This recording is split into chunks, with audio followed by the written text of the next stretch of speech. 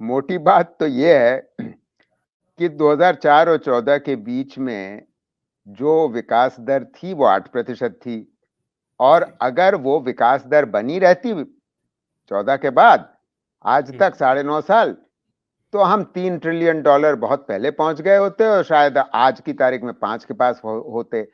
दिक्कत यह है कि इस सरकार की गलत नीतियों की वजह से विकास दर इतनी गिरी है, 5.7% हो गई है।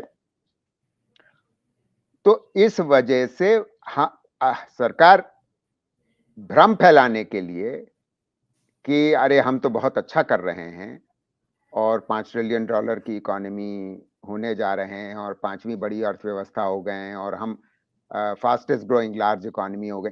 अरे भाई, कोई किसी को ये क्यों नहीं समझाता कि second fastest growing large economy तो हम 20 साल से हैं। और अगर हम अब फास्टेस्ट हो गए क्योंकि चीन ने अपनी जो विकास दर है उसको जानबूझ के गिराया भी है, कुछ कारणों से वो गिरी भी है।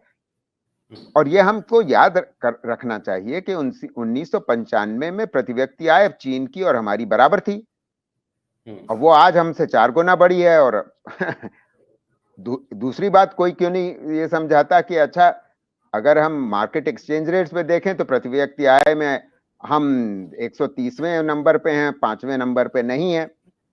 अच्छा, तो खैर अब इन बातों को छोड़िए। और तीसरी बात यह है कि ये सब बातें सरकार इस वजह से करती है क्योंकि सरकार का कोई विजन डॉक्यूमेंट है ही नहीं।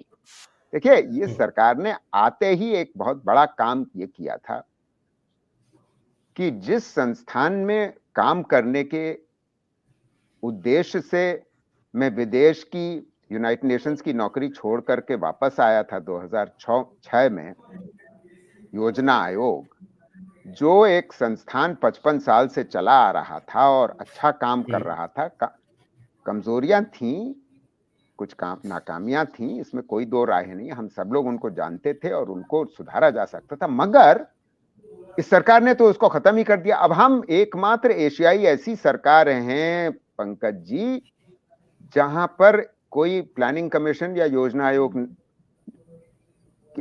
से मिलती जुलती संस्था ही नहीं है, नीति आयोग उसके बराबर की है ही नहीं, न वो कोई विजन डॉक्यूमेंट आज तक 9.5 साल में 8 साल में तैयार कर पाई है।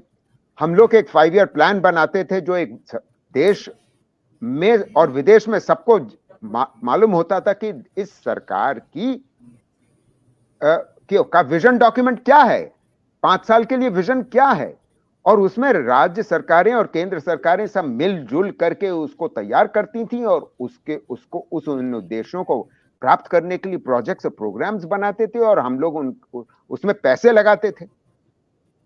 नीति आयोग में ये सब तो होता नहीं है, उसका जो लोग हैं उसमें 1/3 हो गए। अच्छा, तो अब ऐसी स्थिति में सरकार क्या करती है? विजन देने के लिए सरकार कहती है हम 5 ट्रिलियन हो जाएंगे, हम 10 ट्रिलियन हो जाएंगे, चाहे रोजगार न पैदा हो रहा, तो रोजगार से भटकाने के लिए आपको एक माहौल बनाया जाता है। ये माहौल बंदी है और कुछ नहीं है, क्योंकि जैसे मैंने कहा कि अरे अगर आप 8% की विकास दर से बढ़ रहे होते तो आप आज 5 ट्रिलियन होते। अब तो आप 3-4 साल बाद अब बनेंगे 5 ट्रिलियन।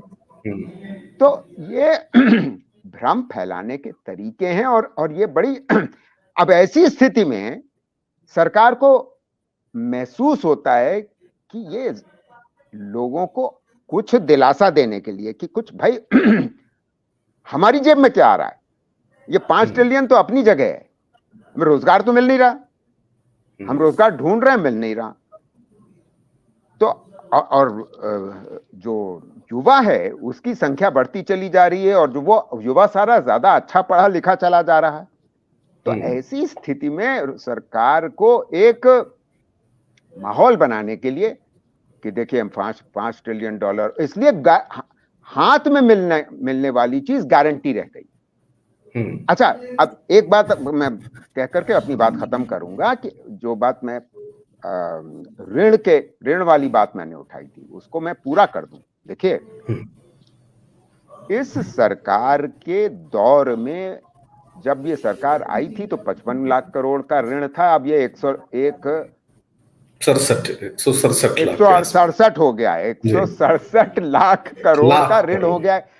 अब लोग ये बड़े बड़े आंकड़े ना समझें तो इस तरीके से भी समझ लें कि जब ये सरकार आई थी तो डेट टू जीडीपी रेशो वो सही ज्यादा बड़ा अच्छा पुख्ता आंकड़ा है, अर्थशास्त्री उसी को इस्तेमाल करते हैं। वो हुआ करता था लगभग 60% के करीब, टोटल डेट टू जीडीपी। वो बढ़कर के इस सरकार ने 90 के ऊपर पहुंचा दिया था, वो थोड़ा सा कम हुआ है। तो अब आप सोचिए कि जब इतना ऋण लेकर के आप गारंटी और फ्रीबीज और रेवड़ियां बांटिएगा तो ये तो आपको मजबूरी में बांटना पड़ेगा, क्योंकि रोजगार पैदा नहीं हो रहा भाई। मैं यहां बस आपको एक और माफ करिएगा, एक और बात कहना चाहता हूं, क्योंकि अगर ऋण लेकर के ये सब काम किया जा रहा है तो भाई ऋण लेकर के आप स्वास्थ्य और शिक्षा पे भी खर्च कर सकते हैं, मगर वो तो आप खर्च नहीं कर रहे, वहां कटौती हो रही है। सॉरी, माफ करिएगा। आप देख रहे हैं जनचौक का सोशल मीडिया प्लेटफॉर्म। हमारे YouTube चैनल को सब्सक्राइब करने के लिए बेल आइकन दबाना ना भूलें।